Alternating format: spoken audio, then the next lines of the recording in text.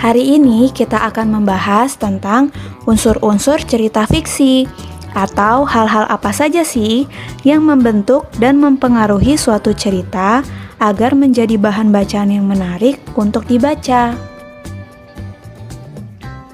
Unsur-unsur cerita fiksi terbagi menjadi dua, yaitu unsur intrinsik atau pembentuk cerita dari dalam, lalu ada unsur ekstrinsik atau hal-hal yang mempengaruhi terbentuknya suatu karya dari luar. Unsur intrinsik ada tema, tokoh dan penokohan, alur atau plot, latar, sudut pandang, dan amanat.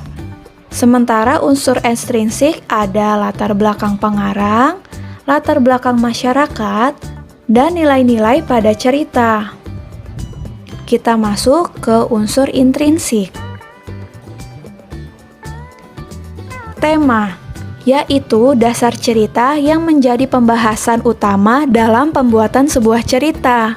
Kita dapat artikan juga bahwa tema adalah pokok pikiran cerita yang dipakai untuk membuat suatu cerita. Contohnya ada tema tentang persahabatan, pahlawan super, atau tema petualangan, dan lain-lain. Tokoh dan penokohan. Tokoh adalah pelaku dalam cerita. Tokoh dapat dibagi menjadi dua, yaitu tokoh utama dan tokoh pendukung. Sementara itu, penokohan adalah cara pengarang untuk menampilkan tokoh sehingga terlihat bagaimana sifatnya. Contohnya adalah cerita tentang Gundala, di mana tokohnya bernama Sancaka dan ada juga tokoh yang bernama Pengkor. Coba kalian lihat poster ini. Apakah ada yang pernah menonton filmnya? Ya, ini adalah cerita fiksi yang juga diangkat menjadi film. Jika ditanyakan bagaimana penokohan Sancaka, dapat kita katakan bahwa Sancaka adalah tokoh pemberani. Hal itu terlihat saat Sancaka melawan preman yang coba mengganggu temannya. Nah, apa ada yang bisa menebak apa tema dari cerita ini? Ya, cerita Gundala adalah cerita tentang pahlawan super. Selanjutnya, alur atau plot, yaitu urutan waktu yang terjadi dalam cerita. Di sini kita akan membahas tentang dua jenis alur, yaitu alur maju. Jika peristiwa yang dialami tokoh tersusun menurut urutan waktu. Hal ini bisa kita amati dari adanya kalimat keesokan harinya atau beberapa bulan kemudian. Nah, seperti itu. Selanjutnya alur mundur, yaitu jika peristiwa berjalan dari peristiwa paling akhir menuju peristiwa awal.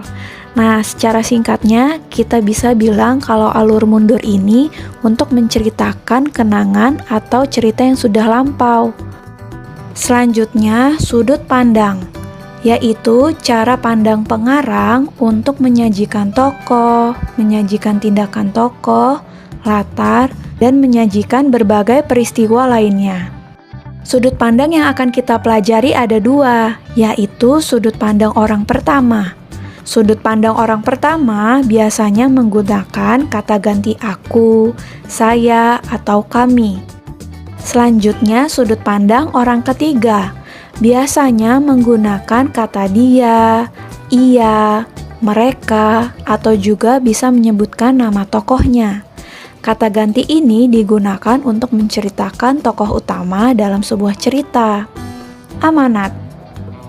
Amanat merupakan pesan yang ingin disampaikan pengarang kepada pembaca agar pembaca bisa mengambil pelajaran yang baik dari cerita tersebut. Contohnya, cerita Laskar Pelangi. Ada yang pernah membaca novelnya? Ya, ini menceritakan tentang sekumpulan anak yang sangat gigih untuk belajar. Dan jauh dari fasilitas yang memadai, mereka tetap semangat untuk meraih cita-cita mereka. Nah, sampai di sini dulu penjelasan tentang unsur intrinsik pada cerita fiksi. Kalau kalian perhatikan dengan seksama, Pasti kalian tahu apa unsur intrinsik yang tidak Ibu jelaskan pada video ini. Ya, pintar. Ada unsur latar yang belum Ibu jelaskan. Maka tugas kalian adalah pertama, meringkas isi video di buku catatan. Yang kedua, mencari pengertian unsur latar dalam cerita fiksi. Jadi jelaskan apa itu unsur latar ya anak-anak.